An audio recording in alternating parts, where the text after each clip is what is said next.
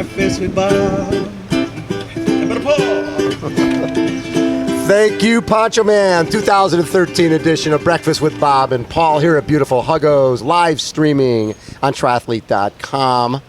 And, of course, our main sponsor. Right Sponsor, here, Bob. You might get one of these. Oh, no way. Monster iSport, the athlete's headphone. Our next guest, three-time Olympian, Olympic bronze and silver medal. Whew. Yeah. That's New Zealand has 3 medals. He has 2 of them. Yeah. Right? In history. Yeah. Love that. And his first Ironman, break the course record at Ironman New Zealand. Not too Mr. bad. Bevan Docherty. I got lucky.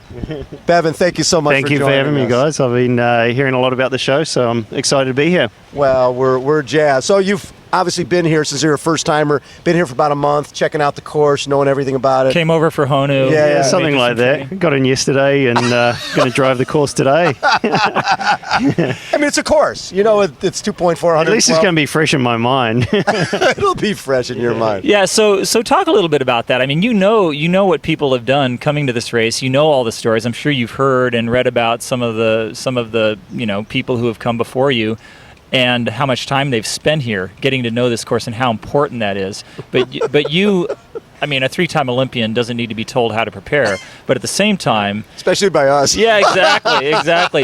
But it's a pretty unique scenario to have someone arrive. Anybody on that knows Tuesday. me knows not to tell me what to do. Exactly. So what was your thinking? I mean, was it just to be honest, I would have liked to have come over a month ago and checked out the course and sort of prepared a bit here. Yeah. But I'm a family man now, and it's just trying to find the right balance between spending time with my family and, to be honest, if I actually spend too much time away from my family, it actually brings me down. So I was quite happy training in Santa Cruz. The weather's been awesome there. The training's fantastic there, and I was happy. So I didn't really want to remove myself from that environment. But like I say, I got a day to check out the course. I'm not going to be able to ride much of it, but I'll be right. You've ridden your bike before. Yeah, I've been. Yeah. And we have wind in Santa Cruz too. Yeah, exactly. Yeah. So let's go back a little bit. Growing up, what were you, a swimmer early on? What were your sports? I was a runner. I come from a running background. Okay. I was national champ in cross country. Yeah. Wasn't a very good track runner, but certainly cross country was my forte, and that's where I guess I get my strength on. And at the age of about 13, decided to give triathlon a go, and did it as a team member. I was the runner, and our team sucked, and I'm like, geez, I could do this better myself. Without these losers. Yeah, Get rid of these guys. So I got rid of those guys. Next year I did it by myself, and I still sucked. So, it's been a long way up the ladder to get to where I am. But I guess that sort of defines me as an athlete. I've never been the best from the word go. Right. I've really had to work at where I am, and basically throughout my career just slowly built myself up. And I think that's the best way to go. I've always had to fight for what I wanted, and it never made me soft, and kind of keeps me driven. When you're a national champion in cross country, it's important to talk about what country that is and how big a deal that is. In New Zealand, yeah. Because when you talk about New Zealand, all I think about is distance runners, and I think about the great pedigree of athletes that come out of there, not just running, but endurance athletes in general. What is it about New Zealand that makes such a great country of endurance athletes? Well, we've got a lot of country to run along, and it rains a lot, so it makes it even tougher. I think it, like you say, it's just the history of those endurance runners, and it just kind of carries on, and it's almost similar to our triathletes in a sense. I think the reason why New Zealand has been so dominant in the past is because of the likes of Aaron Baker. Exactly. And it just carries on. And if you're national champ in New Zealand, then, you're going to be one of the world's best. And that's kind of how I grew up. I grew up idolizing guys like Rick Wells, certainly Hamish Carter. Yeah. And, when I got to the point that I was good enough, I sort of wanted to knock them off and be number one Kiwi athlete. And in turn, that meant I was, one of the best in the world. So you go to the Olympics in 2004, right? And you get a silver medal, which is awesome. Yeah. And you lose 7 seconds or something. Yeah. I mean, hindsight. Yeah. Actually, going into that race, my goal was to win an Olympic medal. Yes. And so, when I crossed the finish line, I was super stoked. I'd achieved my goal, first Olympics, to win a medal, and even better, it was a Kiwi one too. So I got to hear our national anthem, which was pretty special. And for a country of 4.5 million people, to win a gold and a silver in an Olympic event was a pretty big deal.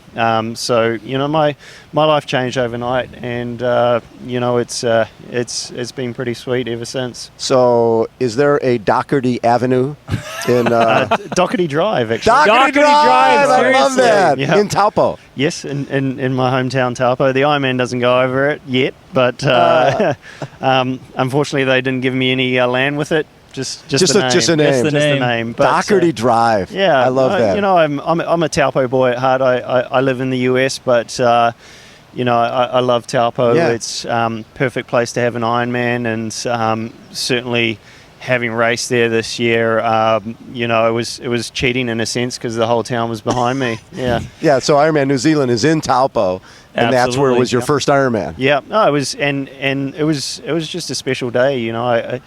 I went into the race confident. I was super fit, and it was one of those days which was very magical. So hopefully I can have another magical race this weekend. So when you're an Olympic athlete, you've been to 3 Olympics, and you start out as a 13-year-old. Was the Olympics what inspired you, or what? Obviously, you talk about Rick Wells and some of these guys, and triathlon is not in the Olympics at this point. Or was it sort of Ironman? Because Ironman, New Zealand is the third oldest Ironman to be honest, on the record. Back when I started, the Olympics wasn't even in the sport of triathlon. Right. But as soon as it was, certainly growing up as a kid, you see the Olympics and you want to be an Olympian. Sure. My dad wanted an All Black, but next best thing, he got an Olympian. But to be honest, certainly the Olympics and winning an Olympic medal was what it's all about. Sure. And even more so winning Olympic gold. And that's sort of something that kept me in the short distance racing a hell of a lot longer than maybe hindsight I should have. It was my last Olympic campaign. It started becoming evident that age was certainly against me, and maybe it was time to move on to the long course. But the Olympic goal was the main thing that kind of kept me in the short course distance. Did you know that long course and or Ironman was inevitable? That was a direction you were going to go no matter what at one point? Yeah, certainly. But I just wanted that Olympic gold, and that's kind of what got me out of bed at 5:30 in the morning to swim, and just pushed me in training. And I'm all about goal setting. That's what keeps me motivated, and what I think every athlete should have is setting a goal, whether it's a short-term goal, mid-term goal, long-term goal. And my long-term goal was Olympic gold. I came close twice. I was going to say, man, but it's amazing. I didn't quite get there. But next on the list is, next one down from the list is Hawaiian Ironman title. Now, it's interesting because taking Olympic silver is awesome, and having your countrymen get the gold is awesome. But the reality is, if he was from another country, I'm imagining you might have been more celebrated winning New Zealand's first Olympic medal. No, I don't think so. Yeah, okay. No, it was better having the gold and silver. Oh, certainly, yeah. Cool. It was one of those. There's very few moments in time where pretty much anyone can say where they were, and the amount of Kiwis that come up to me and say, "I remember 2004. I was sitting in this bar with a whole bunch of mates watching that," and there's so many Kiwis that come up and say that. So it was one of those things because of the time difference. It was 7:00 at night. It was a shitty rainy day in New Zealand, so everyone was sitting down watching TV, and there was stories of people sitting in a restaurant, and then all of a sudden the manager would bring out a TV and plant it down, and everybody in the restaurant would start watching the race. So it was a pretty magical time. That is really cool. And the Olympic experience, when you guys came back, how big a deal was it in New Zealand? I was, I certainly know what it's like to be a celebrity. You essentially walk around town with your head down so people don't recognize you if you want to get somewhere, and a lot of freebies, and it only lasted for a couple of months, but that's still pretty sweet. Yeah, I was going to say, how long before you had to buy your first beer? That took a while, I bet. He's still waiting. It hasn't happened yet. It was a pretty cool time in my life, but it was good to have experienced that. But like I say, I mean, I'm quite happy in Santa Cruz. Not many people know who I am. I can do my own stuff and just hang out with the kids. So 12th in London, and I'm sure you knew that. Okay, after this, I'm stepping up. Oh, definitely. Yep. But London was, we're talking a year ago. Yep. And if you're finishing 12th, you're still running sub 30 off the bike. Yeah, close to that. Yeah. It was hard. I unfortunately, my kids are fantastic. They're my heart and soul. And but when you have a family, you can't make the sacrifices that, and you can't be as selfish as you want to be. And unfortunately, I had to kind of hold back a little bit. I wasn't willing to go away for 3 to 4 months and just focus on that. So it was as good as I could have done at the time. Yeah. But that carries over to this. Yes, the fact that exactly. you've still got that 29, 30-minute speed. Yeah. I don't think there's very many people in this field. When with you're that type running of when speed. you're running sub 5 for 10K, and you know that 6 minutes is what you've got to do, sort of, not even 6, slower than 6, to be sort of I don't even right know the in pacing there. to Right, okay. So Get out you're and talking run. probably Ks too instead of miles, but that kind of speed when you carry it over to the marathon, as I think you proved at Ironman New Zealand. I mean, that course record, people can talk all they want about a record here, a record there, or something being soft, but that's not a soft record. When you got a guy like Cam Brown, who pretty much owns that race and that course, and you, on your first time out, your very first Ironman ever, break that course record and win that race, you've got to take a lot of confidence from that. Oh yeah, it gave me a lot of confidence. But you guys are talking about leg speed. I really don't think the sport has anything to do with leg speed. I mean, to be honest, I was actually on target for a sub 240 marathon that day, and I just screwed up with my nutrition. I walked probably a mile throughout that run. You still ran 249. And still, So slow. I took a crap 2 times, and That happens. You gotta go. Hey. Exactly. I was actually on the porta potty, and I'm like, now, would Craig Alexander wipe, or does he not wipe? I'm like, That's those a t-shirt. little details. That is a T-shirt. I think that is a shirt. Does Craig Alexander? We have to ask him that. I will ask him. It's these little things I want to know. Well, but you know It's what? not about the training. It's, okay, Crow, do you wipe or not wipe? I don't think he stops, to be honest. Well, you remember Mark Allen didn't stop. That was pretty You much just- mid-stride. Yeah. Admittedly, I had about 15 minutes on the other Okay, guy, so you had a little time. A little time. Did you read the newspaper in there? I thought about it. Thought about Bring the it. New York Times. Hang out. Now, but you look at that huddle: 45, 44, 435, and then 249. What are 850. those? That's your splits. What are those? That's your splits. You seriously haven't looked at your splits from Ironman New Zealand? It's a race, man. I'm not there to do any times. That is funny. So- right? so- That's right. 8:15. What's that? 8:15. Yeah, that's okay. right. Yeah. So one thing that strikes me, and I've never met you before, and just sitting here talking to all the athletes that come through here before the race, this is, in the Ironman world, this is the pinnacle. This is the Olympics. This is the biggest race there is, and I'm looking at you, and I don't see any. I see zero nervousness. I see no concern whatsoever about this day that for many people here, they're, as we always joke about, they're in the fetal position at night, just going, "Oh, please, let me get through this race." And you're just like, "Yeah, you know what?" I mean, you just ask my friends that are with me. I like I say, anyone that knows me, it's my way or the highway. Don't make me wait. Yes.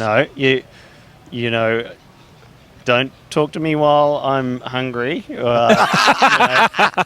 don't tell me what to do. It's my way. Yes. But and this is the reason why my wife isn't here. My wife has learned the hard way. Yes. But I'm here to do a job. I get nervous at times. To be honest, from what I understand about the sport, all the hard work is done. I mean, there's very little that I can do now to change what's going to happen on the day. Right. Maybe go and check the course out. That's a kind of big one. Yeah. But I'm fit. I've done what I need to do to have a good race. I'm fairly confident. So yeah, I would imagine that experience, that Olympic experience, you look at the list of guys at the Olympics, and you talk about a crapshoot at ITU style racing. You do one thing wrong, and it's over. And to be honest, the ITU race, an Olympic experience, is the most nerve-wracking thing. Oh, no doubt. You can experience. It's an hour 40 race. It's won or lost By seconds. Sneezing. straight away too. Yeah. If you dive in and make a mistake, then there's your day. So at least in this race, you got 8 or so hours to rectify mistakes you make, and it's that said, you can still make mistakes and not come back from it. But does the distance and or the field and or the conditions worry you in any way? I mean, what's really. the most concerning to you? Myself. I mean, I've learned through the years, control the controllables and just accept the uncontrollables. All I can control is myself and what I've done. I certainly know if I have a good race, I have a little bit of luck on myself, I can have a very good race. So that's all I'm really worried about. Yeah. A lot of people ask me, what result will you be happy with? And I'll be happy with any result as long as I have a complaint-free race. Yeah. I mean, you come into a race like this, do you feel like you can win? I think I've got what it takes to win. Yeah. Historically, I'm aware that this race certainly takes time and experience, and it would take a fair amount of luck for me to get it right first time round. But that said, I know I'm in the shape to win this race. So I'm not saying anything. I'm happy with where I'm at. Right. To be honest, I'm in quite a good position, I mean... Nobody's thinking about you, right? Well, I think people are thinking about me, but, even if I do screw up, then, it's all right, my first one. Exactly. So. But you think about it, Craig Alexander came over first time, took second. And Luke came over here and broke the course record and won, 96. Yep. So first time out. We have a lot of folks who, Chrissy, came over here and killed everybody first time out. What would it mean? I mean, you've silver and bronze medal. What would it mean to be the first Kiwi to bring home the Hawaii Ironman title? Besides Aaron Baker. On the men's side, male, I mean, it'd be magical. Like I say, it's another 2 months of no buying beer. Unfortunately, I don't think the entire nation of New Zealand would be watching this online. But like I say, it's number 2 on my list of things to have done in my triathlon career, and it's second to winning Olympic gold. So it would certainly be top of the things I've achieved. Love it. Hey, Bevan, thank you so much for taking time. Thank you very much. Appreciate it. It was nice getting to meet you face to face. Yeah. I love it. Bevan Docherty has been our guest. We are brought to you by Monster Ice Sport, the athlete's headphone. We are at Beautiful Huggos, live streaming on triathlete.com. And Mr. Huddle? Yes, Bob. I think we'll throw it to Poncho Man. Let's do it. With a hooey, oh hey nalu. With a hooey, oh hey nalu. With a hooey, oh hey nalu. With a hooey, breakfast with Bob and Brother Paul. And of course, Poncho Man. Thank you, Poncho Man. Oh, guys. Love it.